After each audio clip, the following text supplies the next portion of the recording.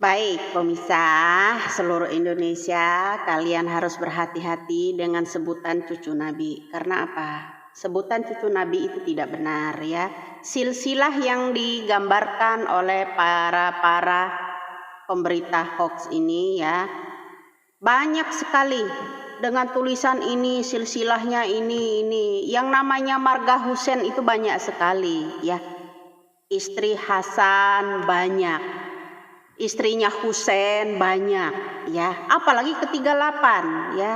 Yang ke-38 itu dekat sekali ya saudara, sangat dekat sekali.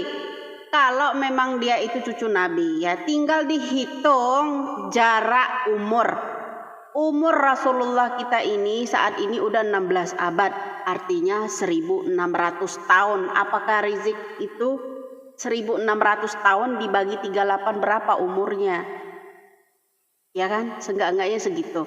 Ya monggo lah ya Indonesia, kita ini berpikirlah yang cerdas, yang sehat, bergaullah dengan para ahlinya, pakarnya.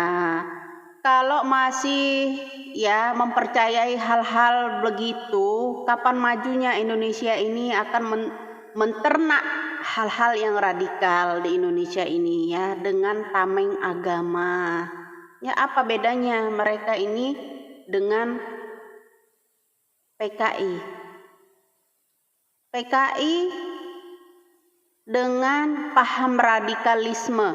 Paham radikalisme itu ya lebih berbahaya dari PKI menurut saya. Oke, jadi buat bangsa kita ini, anak-anak muda penerus bangsa yang mencintai NKRI ini, hati-hatilah. Ya monggo kalian kalau ada postingan-postingan ya dari pihak sebelah itu yang menuliskan silsilah bahwa Habib Rizik itu adalah keturunan Nabi ya, semua manusia ini keturunan Nabi, terutama Nabi Adam.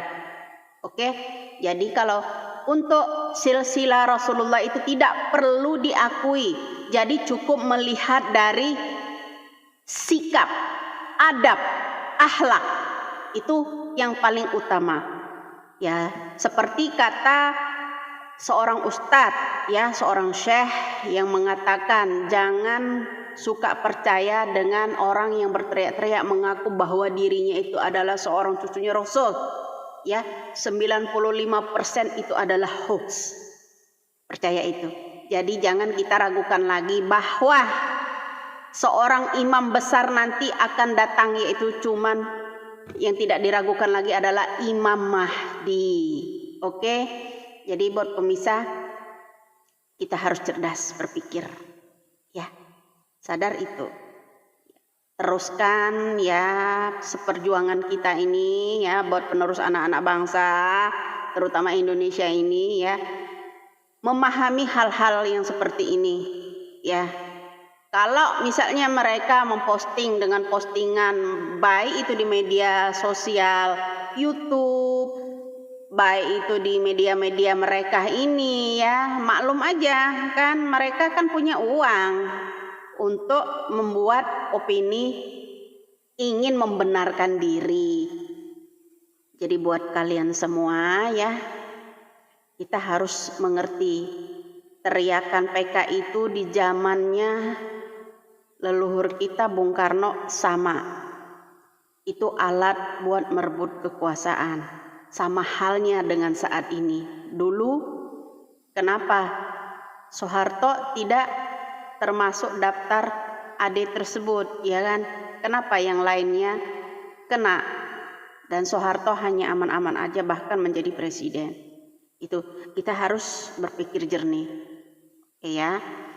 Nah, kedua, kalau mereka ini selalu berkomentar, selalu memposting masalah ini anak PKI ini sebagai penghina. Kalau masalah PKI itu ya, justru lebih bahaya sekarang ini orang-orang, anak-anak muda yang paham dengan radikalisme. Jauh lebih berbahaya dari PKI. Ya, PKI apa? Din Aidit dulu ya pasang spanduk di sana sini tahun 65 dulu ya, yang menurunkan siapa?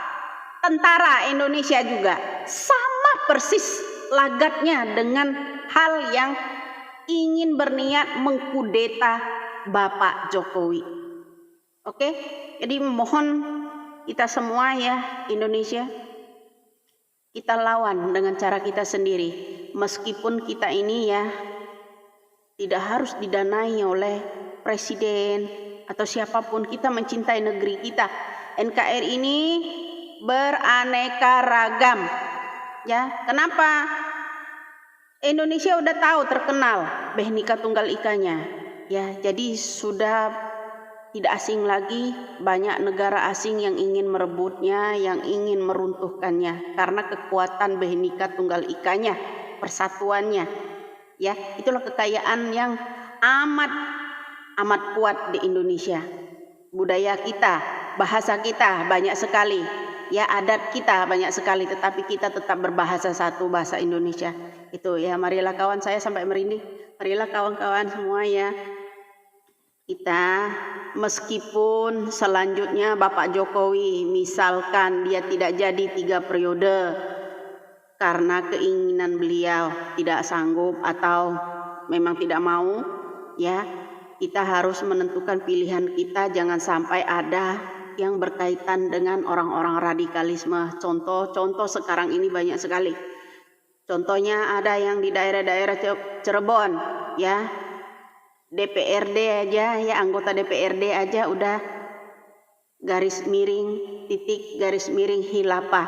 Itu sangat keji sekali menurut saya ya. Mereka ini menunggangi seseorang melalui cara apapun demi merebut kekuasaan di Indonesia ini, ya. Kita harus paham, kita harus mengerti biang dan dalangnya, ya. Kita belajarlah dengan intel di negara kita nih yang cerdas, ya. Pesan saya juga buat para TNI, Polri, mohon ya, kebijakan hati nurani kalian harus benar-benar menilai, jangan hanya bertakbir, bela Habib, bela ini Habib kita masih banyak, jangan yang memecah belah. Ya, Habib NKRI ini banyak sekali. Ya. Jadi kita harus benar-benar ya jeli. Mata kita harus benar-benar jeli. Ya, jangan kita ikut memecah belah, ikut serta berperan untuk mendukung mereka. Ya, buat para TNI, Polri, mohon kalian adalah payung pagar Indonesia. Tanpa kalian Indonesia tidak bisa apa-apa, ya pasti runtuh, ya. Semoga aja seluruh Indonesia ini mendengarkan apa keluhan-keluhan rakyat kita ini ya, selama mereka setelah HTI atau Hizbut Tahrir gagal, ini muncul kembali ya. Seperti itu.